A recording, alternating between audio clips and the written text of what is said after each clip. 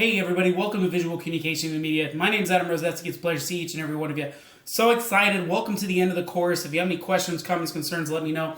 But other than that, last day of lecture and last day of everything is today. Please let me know if you get anything in. Please turn in any written and discussion assignments you can. Do keep in mind live lecture assignments, unless you talk to me, unless it's a serious emergency, those still are tied to your attendance, so you can't make those up unless there was like a serious problem that happened. You contact me about it earlier. Other than that, please get your discussions and written assignments in. I'll help you out wherever it is. Other than that, that's all I got. So it was a pleasure having y'all here. Thank you for being awesome. If you need anything, my email's always open to y'all. And again, it was a privilege talking to you about some visual communication.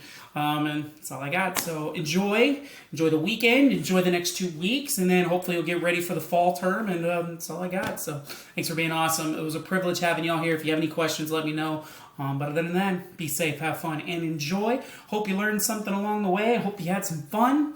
And again, if you need me, just let me know. Other than that, thanks for being amazing.